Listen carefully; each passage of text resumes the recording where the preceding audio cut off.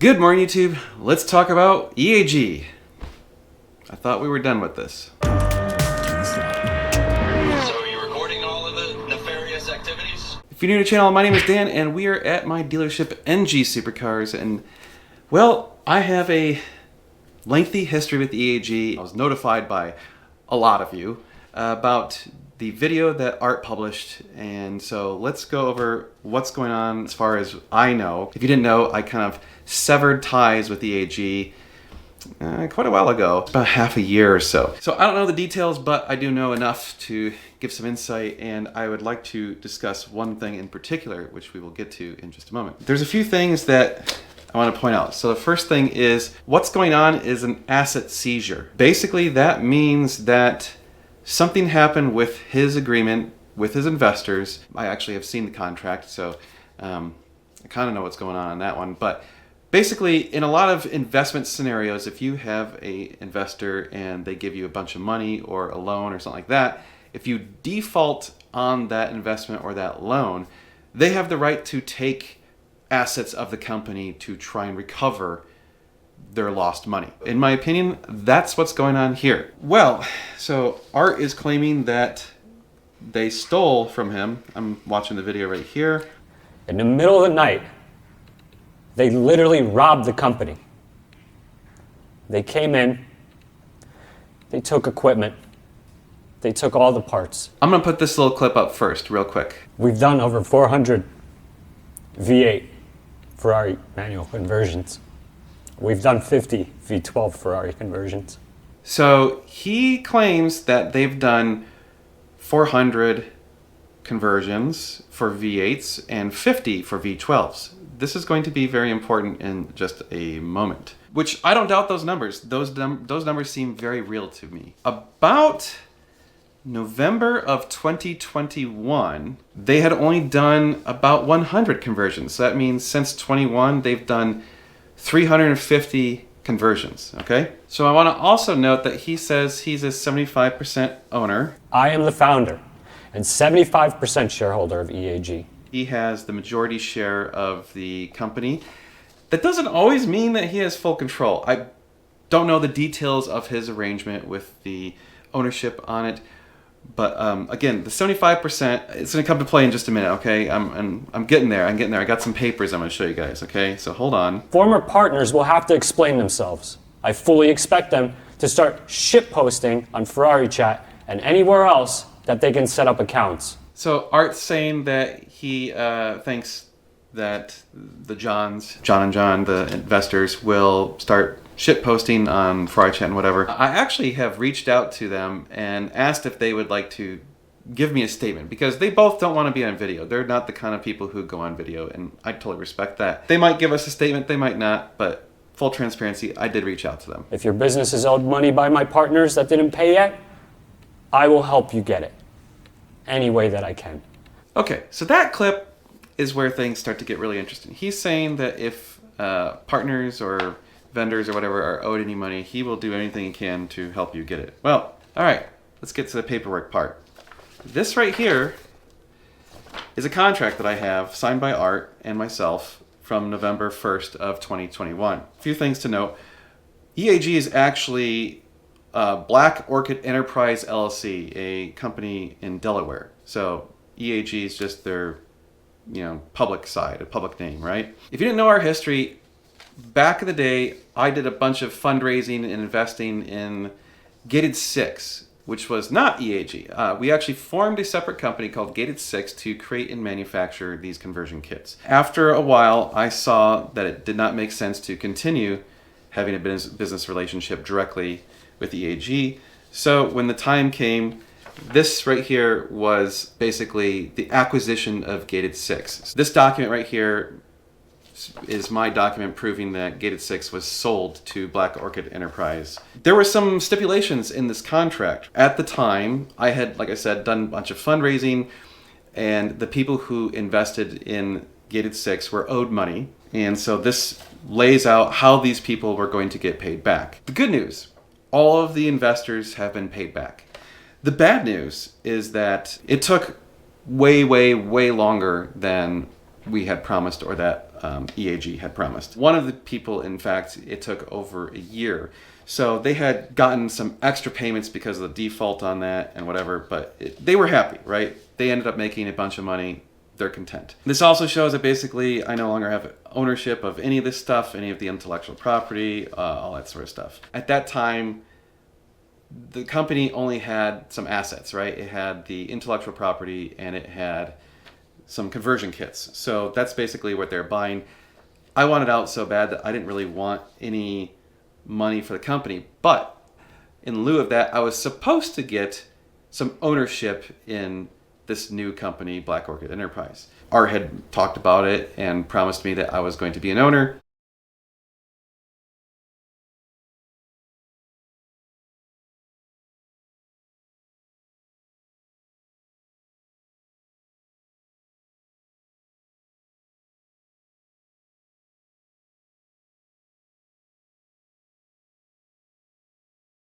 That didn't happen. There's another thing that basically, right here, this last paragraph right here, paragraph 2.2 says, royalty payments. For a period of 5 years from the date of this agreement, Daniel Hurlburt agrees to provide weekly online marketing support of buyer as reasonably requested by buyer.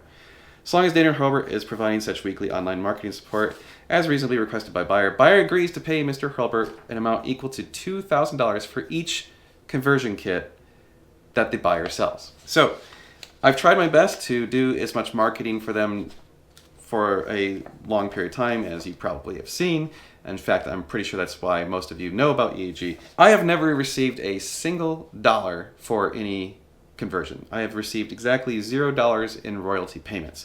Now, if you go back to what he said earlier, they've done 450 conversions. As I said, at about the time of this signing, they'd only done about 100 conversions. So that means 350 conversions have been done since the signing of this contract. At $2,000 a pop, that means I'm theoretically owed approximately $700,000. I don't expect to see any of that money ever. There's been text messages after text messages and discussions with him and promises and broken promises of me getting paid any of that money. The reason we finally cut all ties was, Josh and I started doing some consulting for them to help do their support stuff. We wanted to help do sales and whatever, which wasn't a part of this agreement. We were still, of course, promoting them. After 1 month, wanted to change the contract and, of course, pay us less. So at that point in time, that's when I said, hey, you know what? I need to start getting paid my royalty. Believe it or not, at that time, they started saying, well, I don't remember the contract, blah, blah, blah. So I had to go dig up the contract. And then initially the contract I had was the one that was unsigned. And so they said, oh, well, this contract isn't signed. It's not valid. We're not paying you anything. So I finally dug up the contract that was signed and I sent it to them and then was ghosted. So I have yet to hear anything from them after showing them the signed contract, which they signed. Yeah, as of this point, never seen a dollar. Now the question is going to be, why didn't I file suit against them to get some of this money? And I have a very good reason for that, and that's because I would be throwing good money after bad. There was a strong probability that I was not going to get paid even if I won a lawsuit. So let's go through that scenario. Let's say I file suit against them and win.